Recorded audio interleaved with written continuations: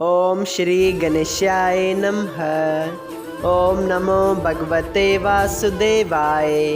हरे कृष्णा कृष्ण कृष्णा हरे हरे, हरे राम राम राम हरे हरे। तव्हां सभिनी हरि भक्तन के नमस्ते। प्यारा भक्तों, ही कथा पाण गुरु कृपा से हासिल करे रहा आयूं। श्री गणपति सरस्वती जो दरे ध्यान करिया थो मां भागवत महापुराण जो बयान, जंहिंमें व्यासदेव ऐं श्री सुखदेव जी कयो आहे श्री कृष्ण लीला जो गुणगान। सभई चओ जय भागवतम महापुराण। प्यारा भक्तों, कल कथा में पाण श्रीमद् भागवत महापुराण साहिब जे 10 स्कंद जे 49 अध्याय जे आखिरी भाग ऐं 50 अध्याय जे पहिरें भाग में ॾिठो हो त अक्रूर जी हस्तिनापुर मां पांडु पुत्रन जो हाल वठी वापसि मथुरा ॾांहुं मोटी अचे थो। ऐं हिते मथुरा में ॿिए पासे राजा कंस जूं स्त्रियूं जेके जरासंध जूं धीअरूं हुयूं, तिन सोचियो त हिते हाणे असां रही छा करियूं। इहो वीचार करे हू ॿई पंहिंजे माइके हलियूं वयूं ऐं जरासंध खे कंस जी मौत जो सॼो अहिवाल करे ॿुधायऊं। जेको ॿुधी जरासंध ॾाढो कावड़जी पियो ऐं घमंड विचां पंहिंजी तरार खणी मथुरा ॾांहुं मोकिलियईं। लेकिन श्री श्याम सुंदर उन तरार खे वापसि मोटाए छॾियो। तंहिंखां पोइ जरासंध वधीक कावड़जी पंहिंजी सेना गॾु करे मथुरा ते चढ़ाई करण वास्ते निकितो। सभई चओ जय श्री कृष्णा। प्यारा भक्तों, अॼु पाण श्रीमद् भागवत महापुराण साहिब जे 10 स्कंद जे 50 अध्याय जो ॿियो भाग शुरू करे रहिया आहियूं।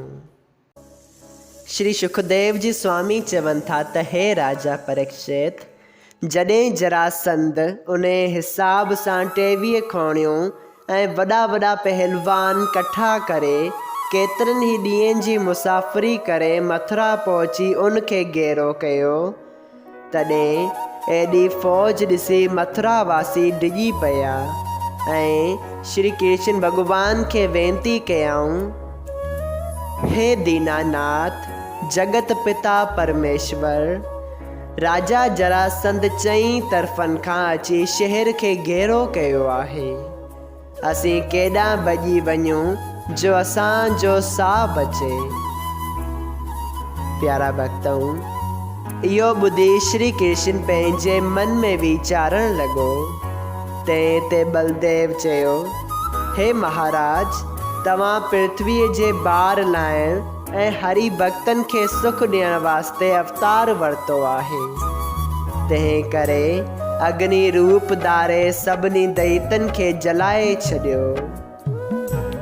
इहा ॻाल्हि ॿुधी वेंकटनाथ चयो, हे भाई, उन्हनि खे मारण को मुश्किल कोन्हे, पर मूंखे अञा घणा कम दुनिया में करणा आहिनि। तंहिं करे जरासंध खे मारण जो उपाउ पोइ कयो वेंदो।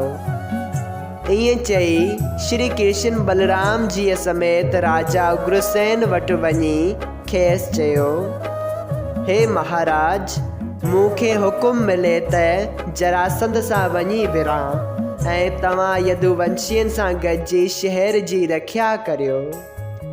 उग्रसेन चयो, तमामु चङो। श्याम ऐं बलराम उन जी आज्ञा पाए शहर जे ॿाहिरि आया। उन वक़्तु श्री कृष्ण जी इच्छा सां 2 रथ तमामु सुठा जराऊ थियल सूरज ऐं चंद्रमा वांगुरु चमकंदड़ आकाश मां लही श्याम ऐं बलराम वटि बीह रहिया।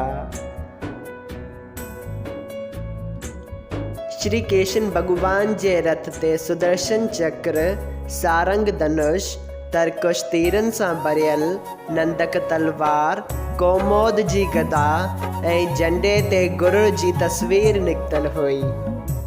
शेब, सुग्रीव, मेघ पुष्प ऐं बलाहक नाले चारई गोरा अजब जराऊ रथ ते बदल हुआ। दारक नाले हकलींदड़ उन रथ ते वेठल हो। बलदेव जी जे रथ ते हल ऐं मोसल रखियल हुआ। झंडे ते तार जे वण जो निशान हो।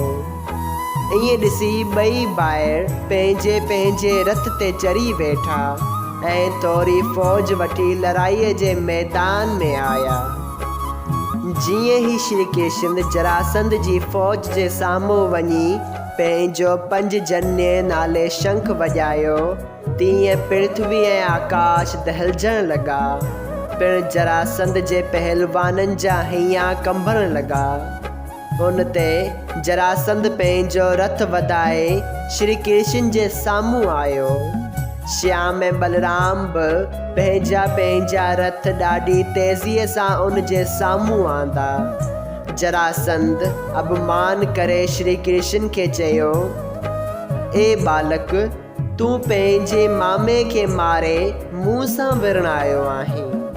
तंहिं करे मां तो ते हथियार न हलाईंदसि। तूं हितां भॼी वञ, छो त उन में तुंहिंजी चङाई आहे।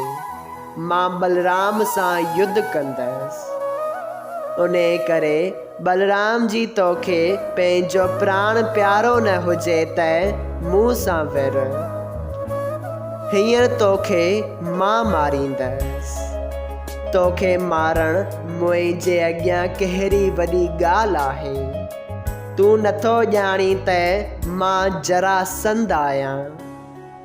प्यारा भक्तऊं, इहा ॻाल्हि ॿुधी श्याम सुंदर चयसि, ए जरासंध, पंहिंजी वॾाई पाण करणु चङी न आहे। पहलवान पंहिंजी वाखाण पाण कॾहिं बि न कंदा आहिनि। समय पाए वक़्त ते पंहिंजो ज़ोर ॾेखारींदा आहिनि। तूं अञा ताईं बलभद्र जो बल न ॾिठो आहे। जंहिंजो मौत वेझो ईंदो आहे, तंहिंखे चङे ऐं बुरे ॻाल्हि जे चवण जो को बि वीचार नथो रहे। तूं जो मूंखे मामे जो मारींदड़ थो चवीं, सो जहिड़ी तरह उहो पंहिंजे अधर्म करण जे फल खे पहुतो, तहिड़ी तरह तुंहिंजी बि दुर्गति थींदी। सभई चयो जय श्री कृष्णा। श्रीमद् भागवत महापुराण साहिब जे 10 स्कंद जे 5 अध्याय जो ॿियो भाग संपूर्ण थियो। अगरि तव्हां सभिनी हरि भक्तनि खे हिन कथा मां लाभ हासिल थियो हुजे त कृपया हिन कथा खे ॿियनि हरि भक्तनि सां शेयर कजो त उन्हनि जो बि भलो थिए ऐं तव्हांजो बि भलो थिए।